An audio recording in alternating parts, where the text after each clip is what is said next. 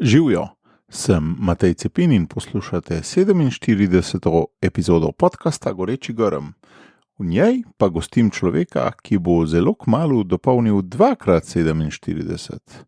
Pater Vital Vidar, duhovnik jezuit, bo namreč, če Bog da, v marcu praznoval že svoj 94. rojstni dan.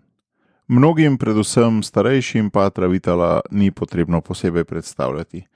Takšne označbe so sicer nekoliko nehvaležne, a v tem primeru bi si upal trditi, da je pater Vital Vidar začetnik načrtnega dela z zakonskimi pari v cerkvi na Slovenskem.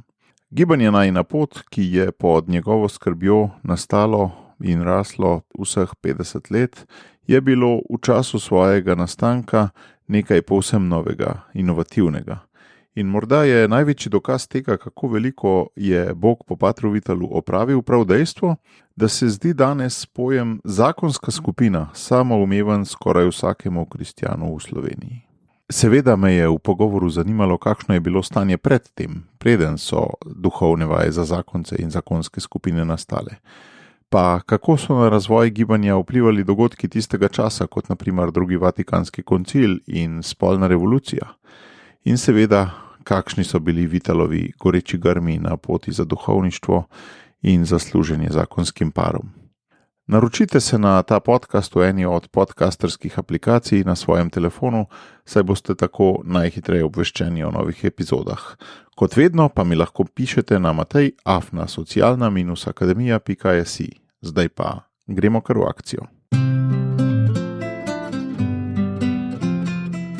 Že veš, kaj je tvoj edinstven prispevek k boljšemu svetu in kako ga udejanjiti? V podcastu Goreči grm razkrivamo močne zgodbe tistih, ki že živijo svoje poslanstvo, zato da lahko ti najdeš navdih, prepoznaš svoje goreče grme in pogumno stopiš na novo pot. Pozdravljen Vital, dobrodošel v Gorečem grmu. Živijo. V čast mi je, da si se odzval povabilu.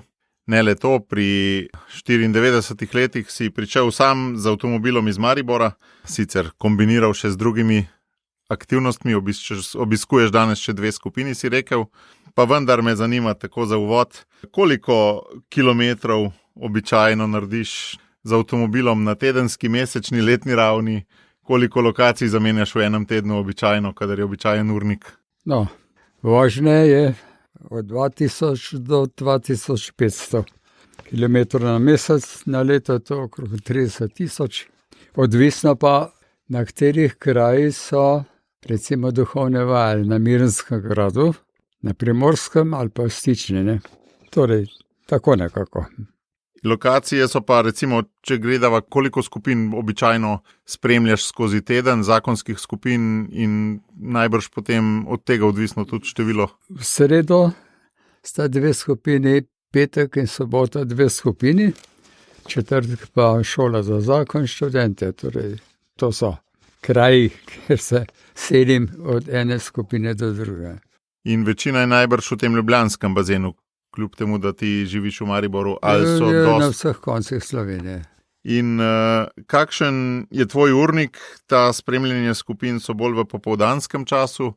Kaj se pa dogaja v tistih dneh, ko ni spremljan, pa v dopoldanskih? Dopoldan sem večinoma doma, pripravljam srečanja, pišem stvari, ki jih moram napisati. Urnik so pa te skupine, jasno, neusmiljeni urnik.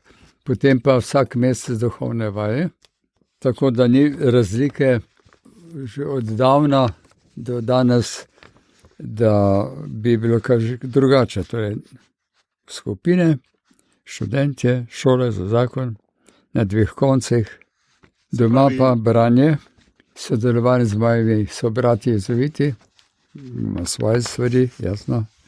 Moči najverjetneje ti vseeno na nek način pešajo z leti, ampak a te prav razumem, da urnik je pa ostal bolj ali manj enak, ali se je v kakšnem vidiku vseeno sprostil, glede na recimo stanje pred 10 leti?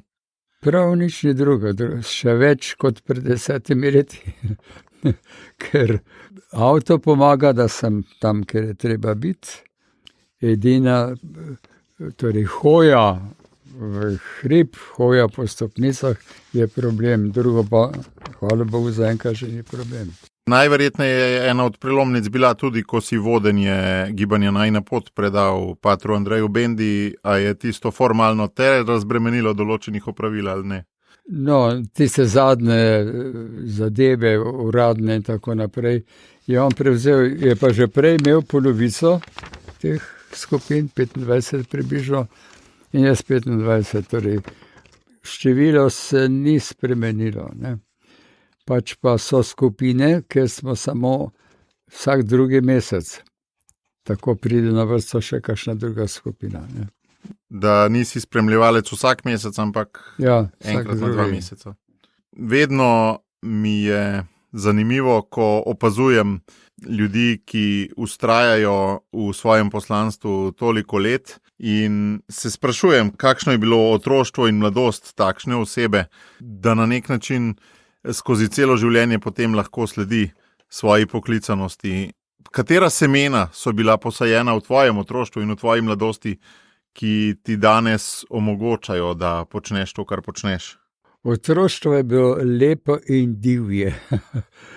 Lepo, ker sem bil v družini, ker nas je bilo 6 otrok, en mali umrl, 7. Starša sta bila čudovita človeka, pokončna človeka, odgovorna. Oče me je velike vloge v javnosti, bil je šolski upravitelj, šolski nadzornik, direktor gospodinjske šole, bil je v mestnem svetu, bil v neki takratni politični stranki, ki je bila za kristjane dostopna. Drugače je bila pa to čas vojne, torej divji čas vojne, bombardiranja, zapiranja, streljanja, ne. To težko okolje nas je poučilo zdržljivosti, odgovornosti, ne. Takratni 14-letni sem bil gotovo zrelejši od danes 25-22-letnih. Bila je tudi lakota, kruha ni bilo. Ko so prišli Italijani, so ga Italijani očeta zaprli, ko so prišli Nemci, so ga Nemce zaprli, ko so prišli komunisti, so ga ona zaprli, ker se ni uklonil njihovim zahtevam, da se jim prikloni. Naša družina je bila raztreščena. Če začnem pri najmlajšem bratu, ki je 5 let starejši od mene, je bil na Gorenjskem inženir pri stricu tovarnarju, so Nemci ga pobrali v Arbeitsdienst, torej delovno službo, potem ga pa preoblekli in poslali na front v Rusijo, tam jih sreči dobil zlatenco, tako da ga so poslali nazaj na Dunaj, da se vzdravi, ga poslali na bolniški dopust. Ko je bil še vrnil na Gorenjsko, šel k partizanom, tam videl, kako pobijajo nedolžne ljudi in se javil Nemcem nazaj, so ga poslali na fronto Normandijo in ga nismo več videli. Potem naslednji brat Ciril je bil učitelj in ni šel ne k partizanom, ne k domobrancem, ker se ni vedel pravzaprav, kje je prava pot. Se je vpisal prometno policijo, ker so ga pa proti volji vključili v politično policijo, je vedel, da če bo ostal, ko so prišli komunisti, da ga bodo ubili. Je zbežal v Avstrijo in Argentino. Zadnjega najstarejšega brata, 10 let starejšega, je pa oče moral s pomočjo kartuzijanov na skrivaj spraviti na Hrvaško, ker bi ga tukaj ustrelili. Tam so ga potem v Saši zaprli in bil bi obešen, če ne bi neki ječar čisto ob koncu odprl vrata sem ječarjem. Torej, razbita družina, ne? To je bil čas vojne. In v tem času sem seveda močno razmišljal, kaj naprej. Sam sem bil zelo prepričan, da bom imel tako družino približno, takšen zakon, ko sta imela moja starša, da bo več otrok, da bom našel tudi primerno življenjsko sopotnico, ki bo tudi kristjanka. Potem sem pa začel razmišljati, ne. Čudna misel mi prišla. Če se poročim, bom, upam, osrečil eno ženo, eno soprogo, in nekaj otrok. Kaj pa, če bi se odločil za duhovniški poklic in tem poklicu pomagal mnogim drugim do lepih zakonov, lepih družin, in mi ta misel ni dala miru. In končno bi ta močna misel, ta goreči grm, me potegnil v duhovniško službo, ne. In ti si že, če te prav razumem, tega nisem vedel o tebi, preden si vstopil v formacijo za duhovnika, si že čutil poslanstvo pomagati zakoncem. Ja, ker smo v dijaški kongregaciji pri Sveti Jožefu v Ljubljani, kjer so bili jezuit pater Jože Prejac, nas je učil samovzgoje, da se pripravim, da bo odločni pravi krščanski laiki. In smo sanjali, se med seboj pogovarjali, da bomo ustvarili lepe družine in bomo se borili za krščanske poglede v življenju, ne. Torej, to se vse mešalo v vseh teh letih. Od vojne, posebej pa po vojni, ko so komunisti razgrali, po Sloveniji preganjali cerkev, zapirali duhovnike. Ta razbita družina, ki si jo omenil, in vojna, a bi lahko temu rekel travma, in če da ali pa če ne, kakšen vpliv je imela potem na tvoj značaj, na tvojo osebnost, na tvoje navade? Mislim, da ne. Pač pa, da vedno večja zaupanje Božja previdnost, ki po čudnih potih vodi posameznika, pa tudi družine, če vzame vzir družino. Kaj pa misliš, da bi to naredilo travmo? Ne vem, a bi nekoga drugega isti takšni dogodki lahko že spravili na rob obupa? Ali ste bili včasih toliko bolj trdoživi, ali kaj je bilo? Ja, sigurno. Ne. Tam se so mene tudi potem komunisti zaprli, me hoteli narediti za špijona pri jezuitih, torej za ovaduha. Tudi moral se izmotati iz tega, torej, da nisem na to pristal. Kdaj pa je to bilo? Ja, v tistem času. Ne. Mislim, ko so v 50-ih, komunisti prevzeli Slovenijo, so me sošolci zaprli, ker smo v razredu bili proti njihovemu rovarjenju komunističnemu. In so me zaprli, potem so me pa, ko sem povedal, hoteli narediti za njihovega ovaduha. Veš, kaj me še zanima? A si doživljal ta čas lepega otroštva, ki si ga omenjal, in potem kasnejše vojne, si rekel pri 14 letih, si to doživljal kot en velik kontrast, da si imel okus lepega, brezskrbnega, divjega, in na drugi strani tudi okus zelo, zelo težkega, ali je bilo to vse bolj pomešano? Ja, v družini smo se uživljali v te okoliščine. Naprimer, ko je škof Rožman priporočal, da molimo za mir, smo se okrog rožnega venca zbrali in molili, ne. Tudi kakšen dan se postili, čeprav kruha ni bilo, ampak smo vzeli to za res, ne. Mimogrede, škof Rožman je reče mojega očeta koncentracijskega taborišča, ko so bili Nemci, ne. Torej, to je raslo v sami družini. Čas vojne, ta zapiranja, bombardiranja in tako naprej. Potem pa ta zvestoba cerkvi, Bogu. Kaj pa v ranem otroštvu, v 30 letih, tam, ko si bil ti še, ne vem, star 5, 6, 7 let, se je ta vojna že duhala, ali je bilo takrat še dosti brezskrbno zate? Ko sem bil star 4 leta, se spomnim, da je oče prišel domov in povedal, da so naredili tetantna kralja Aleksandra. To se spomnim. To je moj prvi spomin politični. Se pravi, dejansko si v turbulentnih časih že od ranega. Na vse zgodaj, hvala Bogu. Potem ta pot v duhovništvo si omenil, da si čutil nekak klic za osrečiti veliko družin. Je bila potem od te odločitve naprej dokaj ravna, ali je imela tudi različne vzpone in padce, določene dvome, tudi v tebi notranje? Rekel si, da so te že politika hotela v kaj spraviti, ampak tvoje notranje stanje je bilo pa ves čas stabilno, ni bilo velikih dvomov. Ves čas sem isto in ves čas študija filozofskega, teološkega, tudi študiral ta vprašanja zakona, družine, ves čas sem tem živel, ne. In komaj čakal, se je to dolgo trajalo, ne, 10 let študija, da sem končno prišel do terena, ne, do ljudi. In smo tisti jezuiti, ki jih niso zaprli, smo začeli hoditi po Sloveniji na ljudske misijone. Izgnali so jih na Bogenšperk, torej na graščino Janeza Valvazorja, ampak ravno to nam je pomagalo, smo prišli med ljudi. In takrat sem slišal, seveda v spovedici, predvsem na tisoče, lahko rečem, ljudi, njihove probleme, ki so bili tem obramba vere pred napadi, sama zakon pa družina sta bila pa nekako vse sta nevarnem v cerkvi, ne.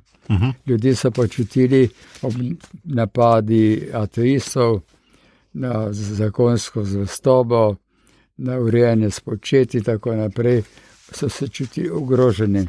Mi smo jim tam razlagali ta trezen človeški in krščanski pogled in počasi so ljudje, nekateri začutili, da bi radi še kaj več. Pa so posamezni prosili, ali bi lahko še kaj več zvedeli o tem, oziroma se izobrazili, in sem ponudil duhovne vaje. In prve duhovne vaje sem imel leta 1968. Ti, ki so na duhovne vaje začeli prihajati, so pa spet rekli, zakaj samo enkrat na leto? Ali ne bi se dalo tudi vsak mesec? In tako se je začela najina pot pred 50 leti, točno. To je bila ta božja pot, preprosto. Ljudje so bili lačni tega pozitivnega, lepega, človeškega, krščanskega, ob vseh napadih in grožnjah in poniževanjih. In si kdaj doživljal kakšne politične pritiske na teh duhovnih vajah, recimo prvih, ali je to potekalo toliko v ilegali, da ni nikogar zmotilo?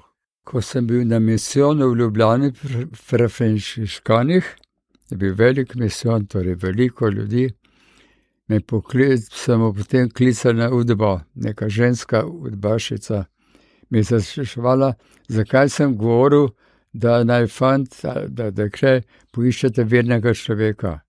Sem rekel, zato, ker so škofje v svojem pismu tudi to napisali takrat, ne. In rekel, da ne boste več tega počenjali. Sicer mi smo še naprej to govorili. Torej, to je bilo moje edino srečanje, drugi so pa veliko več imeli. Pa v zaporu bili zaradi nekaterih svojih pridig, recimo, ki niso nič napačne govorili, ampak. To, kar si rekel na grad Bogenšperk, to je bila kaj celotna jezuitska družba v Sloveniji? Kar niso zaprli, so je znali na Bogenšperk. To je bilo kot nek samostan, v katerega vas je država brez strpala. Elektrike, brez vode, brez prometnih zvez, ampak. In ti si tudi bil tam? Seveda, 3 leta. In kako ste se potem organizirali in kaj ste? Imeli smo iz vodnjaka vodo, v petrolejkah smo brali in študirali in peši iz Litije hodili gor na Bogenšperk s kovčki, oziroma prtlago, ko smo prihajali z misijonom. Čez 2 leti smo dobili nek topolino, nam ga nekdo poklonil in redovni brat, če je vedel, kdaj pridemo, nas prišel iskat. Ampak na telefonu seveda ne bo biti. Se je bilo treba vnaprej dovolj dobro dogovoriti. Rekel si, da so bili ljudje žejni lepega o zakonu in družini. Če primerjaš nazaj, kakšne so bile takrat percepcije, pogledi na zakon in na družino? Recimo, a je bilo družinskega nasilja več, kot ga je bilo danes? Ali pa a je bil pogled na spolnost bolj tabu, kot je danes? Kako bi primerjal takratni čas, recimo leta 68, ko si govoril, da so bile prve duhovne vaje, in današnjega? Kakšne so bile te glavne razlike? O nasilju sploh ni bilo slišati nikoli. Pač pa komunisti so začeli propagirati ločitev, splav in tako naprej, ne. V tem smislu so rekli, da se mora nekako zaščititi, ne. In takrat je to bil tudi drugi Vatikan, cerkveni zbor, kjer je cerkev sedaj na svetu spregovorila tako, da je kar pred 2000 let ni govorila. Prave vrednote zakonskega odnosa, potem rojevanje otrok in tako naprej. Torej, takrat smo dobili ozadje, cerkveno ozadje za vse to, kar je treba posodobiti v pogledu na zakon v cerkvi, ne. Tudi spolnost, ki je bila včasih zelo nekje v ozadju, o kateri se ni govorilo, je koncil krasno govoril, naprimer, da je ljubezensko-spolni odnos zakramentalno dejanje. Torej, včasih bi se križali na tem, ampak ne. Torej, stvari so bile postavljene na svoje mesto in mi, ki smo hodili po misijone, smo to ponujali ljudem kot odlična rešitev, odgovor, zdravo človeški, krščanski. In ko se je počasi širilo. In je bilo recimo med tvojimi sobrati ali pa med drugimi duhovniki, ne jezuitskimi, kaj pohujšanja, ko je bila spolnost povzdignjena skoraj na zakramentalno raven? Ja, ko sem napisal knjigo Oba eno telo, leta 1988, je neki dekan prepovedal, oziroma odsvetal svojim duhovnikom, da bi kupovali to knjigo. Torej, čisto najčistejši nauk drugega Vatikanskega o tem področju, ne. V tem smislu je bilo pa malo, od strani so gledali, kaj se to dogaja, duhovne vaje za moža in ženo skupaj, včasih je bilo posebej, ne. Sobratje so tudi pač opazovali, sem se z njimi pogovoril in počasi videli, da je na tem prihodnost vedno več mladih, ko smo imeli mašarice v Dravljah, ne, so gledali polna cerkev mladih parov in številno otrok, da je to prava pot. Niso nikoli nasprotovali, pozneje pa seveda tudi sodelovali in sodelujejo. Kaj misliš, da je bilo tisto, ki je takratne mlade v 70. in 80. letih najbolj pritegnilo? Kaj, svobodna beseda o tem, kateri tabuji so najbolj padli, kateri nauki so bili toliko novi, da so predstavljali neko osvoboditev za njih ali pa neko svežino? Ja, študencem sem imel vsa leta, ne, najprej v Mariboru, potem v Ljubljani, najprej štajersko skupino, potem Zorenje zdaj. Ne bi rekel, da bi bili veliko presenečeni, oziroma mnogi tudi niso, ne vem kako, bili poučeni, ne. Ko se je pa začela recimo ta ateistična propaganda s temi svobodnjaškimi nazori, smo z njimi te stvari prešetali. Torej, ne bi rekel, da je prav velik razkok med enim in drugim. Kako si pa, ko si omenil ravno leto 1968, mi je prišlo na misel ta spolna revolucija in vse to, ne? Ja, kakšen je bil pa vpliv teh gibanj in miselnih tokov na tvoje delo? Takrat še ni prišlo v Slovenijo. Tako, počasi je lezel notri, ne. Potem pa, ko smo slišali, zaslutili to, smo potem z naše strani, z krščanske strani, skušali razjasniti mladim in odraslim, torej, zakaj gre. A te prav razumem, da je bil to na začetku nek tvoj dokaj osebni projekt? Najverjetneje si se moral s sobrati seveda posvetovati in tudi delujejo kot nek blažilec ekstremov, domnevam, ne, v posvetovanje s sobrati, te duhovne vaje, pa potem zakonske skupine, in da je šele kasneje to potem prestalo test časa, da so tudi sobratje jezuiti to posvojili. Ti je bilo kdaj morda naporno, da je bil to tvoj osebni projekt, bi želel, da je več ljudi zraven od jezuitov, ali si itak vedel, da pač bo postopoma to šele bojo oni osvajali in tako? Ja, stvar je, pravim, tekla od misijonov na duhovne vaje, z duhovnih vaj v zakonske skupine. In te zakonske skupine imajo vsako leto spet duhovne vaje. Nisem niti pričakoval, ne vem kakšnega. Vsej, pri nas je velika svoboda med nami jezuviti. Vedelico, kaj delam, s predstojniki sem razložil, je bilo odobreno. Potem sem pa počasi seveda uvideval, da to je ena od odličnih poti. Potem je gibanje raslo, če bi po teh vidnih kazalnikih ocenjeval, kdaj je bilo obdobje največje rasti? Iz leta v leto.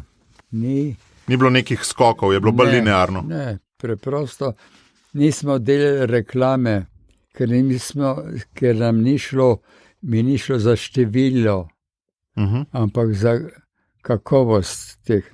In zato je bil sprejem v najino pot skozi duhovne vaje vedno.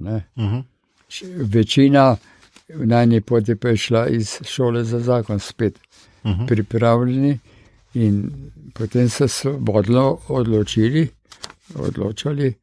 če so hoteli stopiti v ta krog. Ta pa ne dela drug, kot pomaga gojiti njihov odnos, jaz ti. Nič druga, ni cilj najne poti.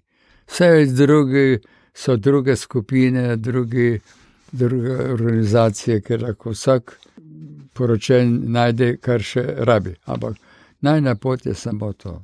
Ja, to se spomnim, ko si večkrat tudi nam udeležencem na ene poti govoril, da niso bile to tvoje besede, da te druge navlake ne bi vlekli zraven, ne? Da je res osredotočenost samo na najin odnos in na tisto, kar pač v tem odnosu je bistveno. Ne? Ker na to so večinoma pozabili. Ne? Vse tisto okrog, kar seveda tudi mora biti, ampak če direktor ne vredi, ne bo s podjetjem dobro. Torej, če zakonca nista na neki višini, za manj vse drugo.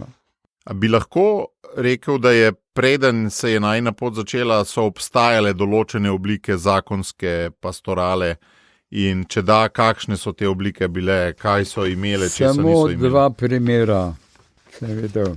Ena je bila v Baški grapi, kjer je bil Ambrož Kodelja, je imel zakonsko skupino in me je prosil, ko je slišal, da ima duhovne vaje za zakonce, da bi njegovi skupini imel duhovne vaje.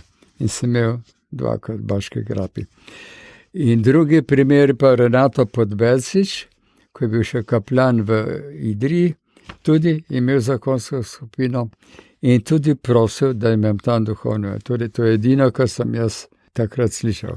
In misliš, da se je ta model zakonskih skupin, to je najbrž odprej, ne? Jaz sem slišal, da v Franciji so bile takšne skupine že po drugi svetovni vojni. Sem bil v Franciji, pa v Belgiji, prav zaradi tega.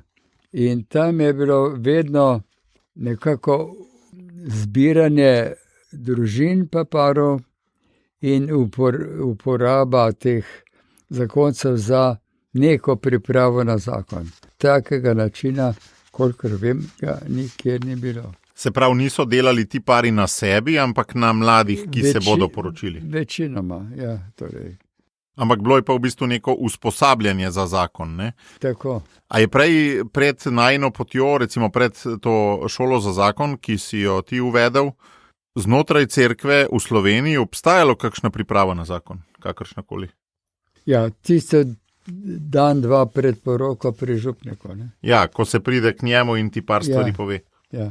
Kje si pa dobil navdih za teme, ki jih je sploh potrebno takim mladim parom povedati? Se je to s časom oblikovalo iz spovednice ali odkot si dobil te navdihe za teme? Gotovo, ampak tudi zdaj ste zakonci moji učitelji. Ne? Zdravnik se uči na bolnikih. Več bolnikov je imel, več je vedel o bolezni, ki jo sam ne imel, ve pa več kot bolnik, ki je sam bolan, z neko boleznjo. Tako tukaj, ne, torej, poslušal sem vas in vas še vedno poslušam in na ta način se med seboj bogatimo, no, tako. Pa imaš potem kakšen način zapisovanja tega novo pridobljenega znanja, da recimo po vsaki skupini si narediš neko zabeležko, kaj te je presenetilo, kaj se ti je utrnilo, kakšna misel, ali to poteka dost spontano vse skupaj? Moje učenje pretočim v tisto, kar napišem. To so duhovne vaje vsako leto drugačne, torej vsebinsko drugačne.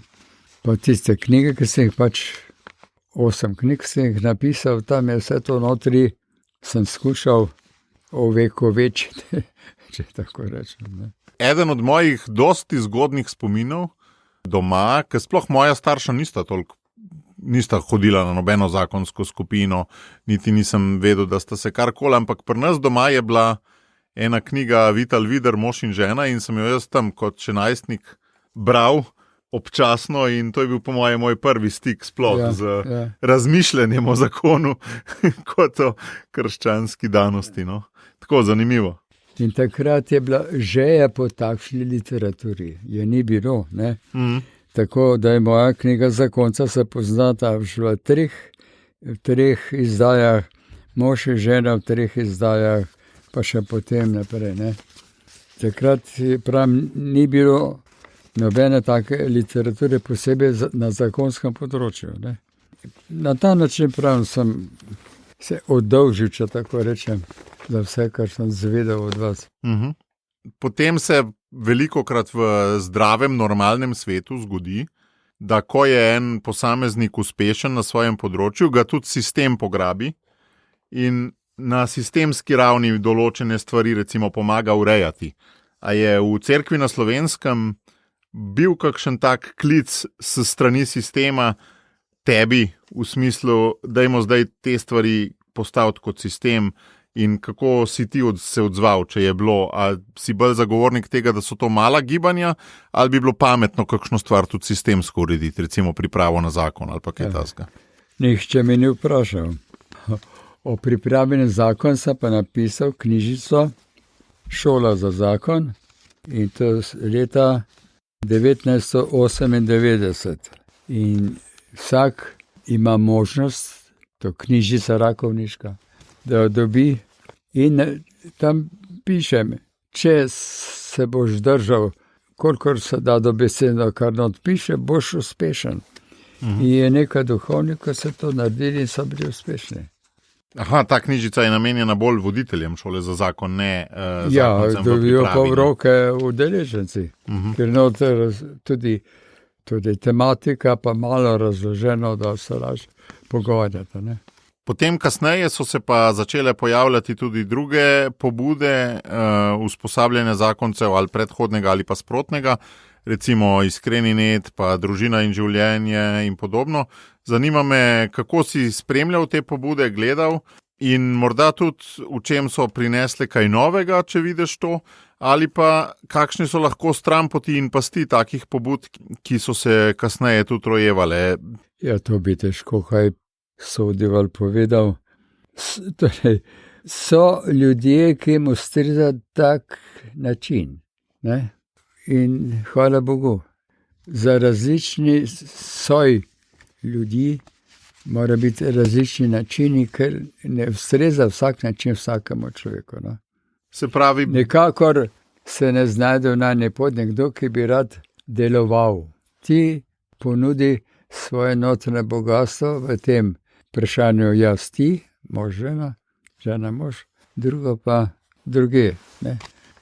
Vsaka čas, vsem, ki se trudi, vsak stavek, ki kdo pove, dober je, hvala Bogu, lahko blagoslovljen. Ne? Torej, te pobude dojemaš, da kot neke vrste različne, tako kot so različni modeli golfov, ne, za različne, ali pa različni avtomobili za različne tipe kupcev, ne, tako podobno ti dojemaš to svobodno izbiro gibanj.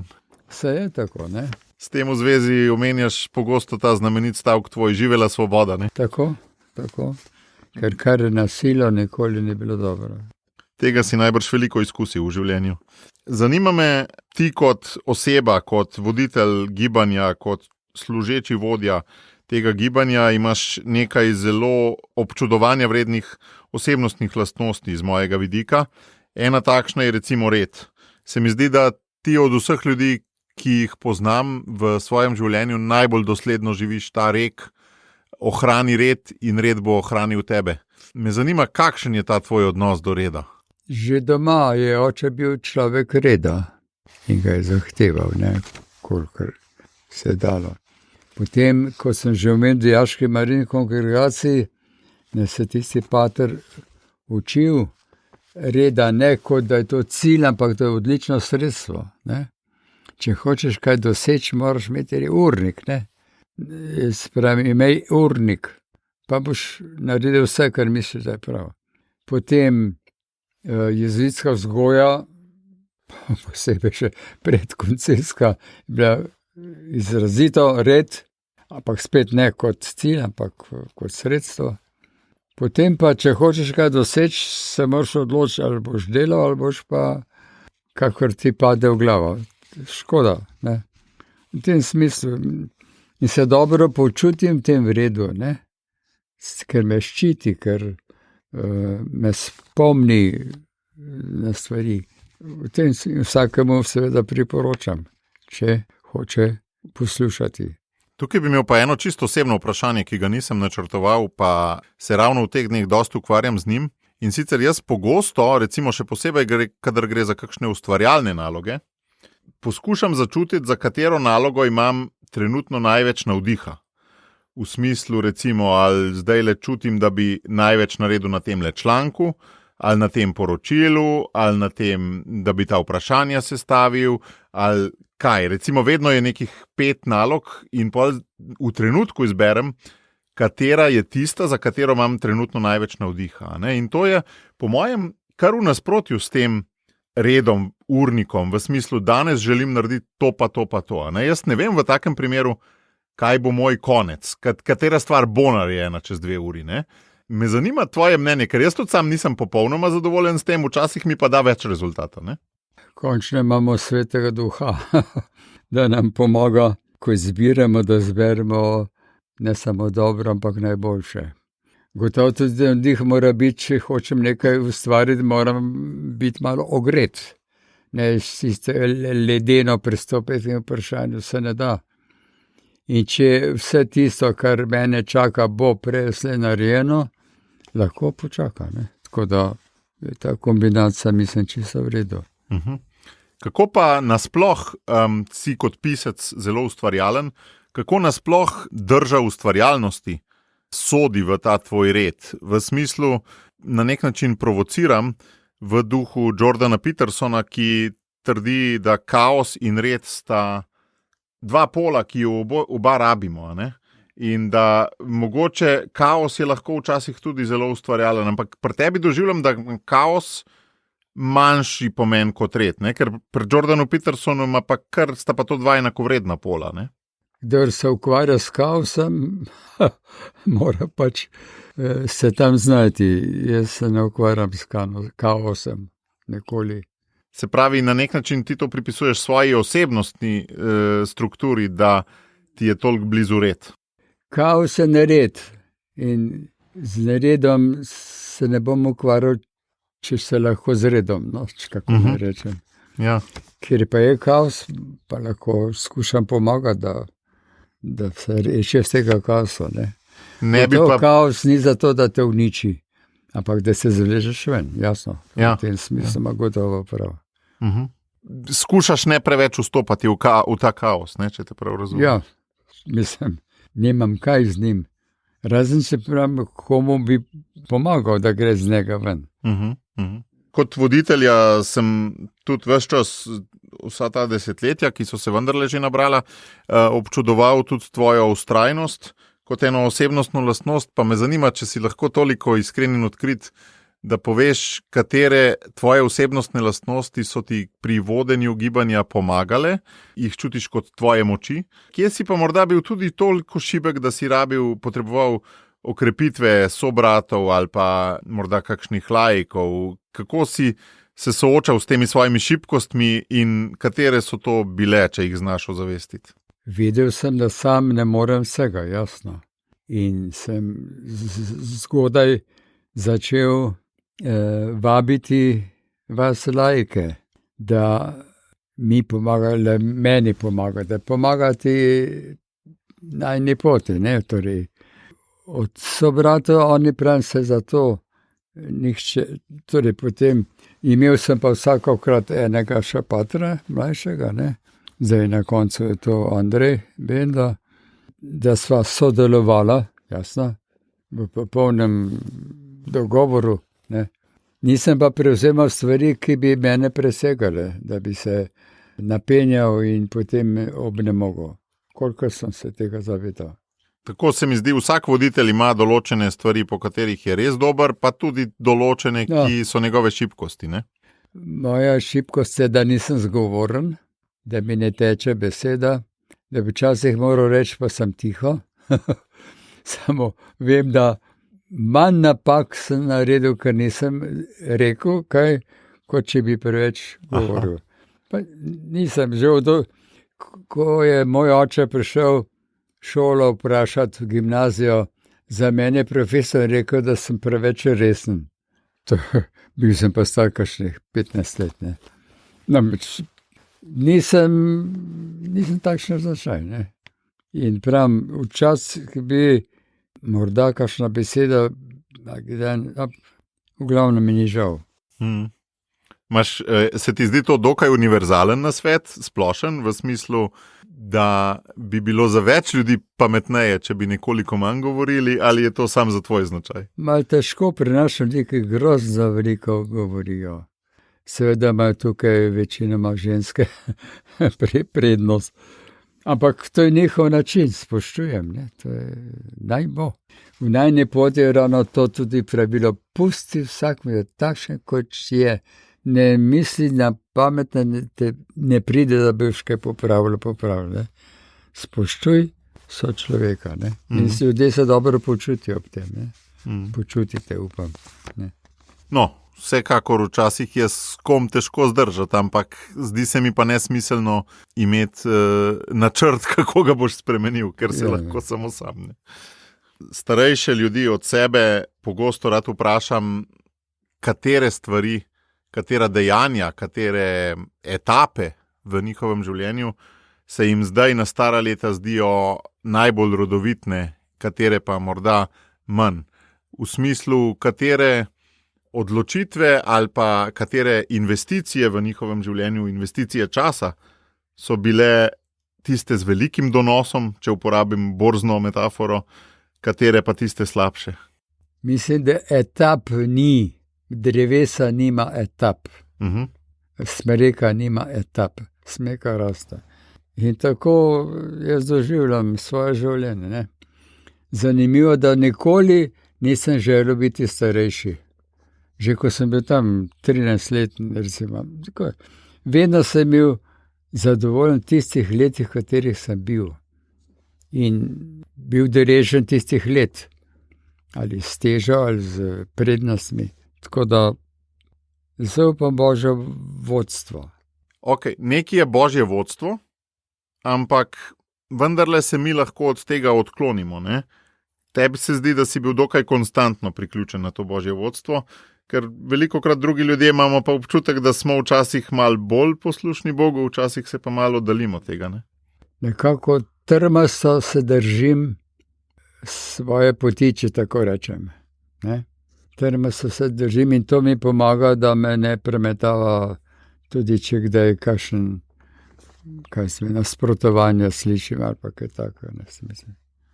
To se pravi, da si moral enkrat v svojem življenju, nekoč v preteklosti, zelo, zelo trdno odločitev narediti, da je ta pot prava do konca. Kar najbrž tudi zakonci naredimo, ne, saj nekateri, ko se poročimo, ne. Pri tebi je bilo najbrž ta odločitev najbolj za duhovniški in jezuitsko službo, ne?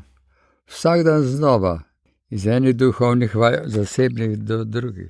Pa s pogovorom in svetovanjem z sobrati, predstojniki in tako naprej, ne. Tudi za ta stara leta domnevam, da ti ni žal, da si v njih, oziroma da bi si želel biti kje drugje, če te prav razumem. Ne, to je zdaj... Vsaka starost je poklic, ne. In kako doživljaš poklic starosti 90+? Kaj je tisto, kar Bog zdaj le najbolj, oziroma rečemo tako, velikokrat so starejši ljudje, recimo nad 80 let, odrinjeni od družbe. Ne? In ti si popolno nasprotje tega. In recimo, če pomisliva, kaj je za enega tazga človeka, vem, kaj je zate, a ne, obiskovanje skupin, duhovne vaje in tako naprej, se v tem uresničuješ in Boga uresničuješ. Oziroma, a on sploh potrebuje uresničevanje. Ampak kako naj tak oseba 80 plus potem osmisli ta leta miru, odrinjenosti in tako naprej? Je res to molitev in to je to, ali kaj? Jaz sprašujem se, kaj Bog od mene pričakuje, ko mi ponuja še to leto. In vidim, da mirno naprej. Seveda, Božji dar je zdravje, ki omogoča ta leta. So ljudje, ki se revež vleže že pri 60-ih, ali pa 80-ih. To je izjemen Božji. Zdaj sprašujem, kaj bi Bog še hotel, kaj ne še naredim, ampak spet ne bom se zdaj napenjal, ampak zvesto naprej, dokler Bog da. Se kdaj začudiš, koliko zdravja ti je bilo danega in se potem počutiš kaj kot dolžnika zaradi tega zdravja, ali dejansko rečeš Bog, vidim, da si mi še en dan postavil po konc? Vsekakor se čudim, se sprašujem, koliko je mojih sobratov davno prej umrlo. Patr Brden, tam okrog 60, Patr Grošar, 43 in tako dalje. Zdaj pa so bili izjemni možakarji. Bog ve. Pa sva spet pri gorečem grmu, pri vsakdanjem spraševanju, kaj Bog danes od mene hoče. Ja. Hvala ti za to pričevanje in hvala, da si bil moj gost. Hvala.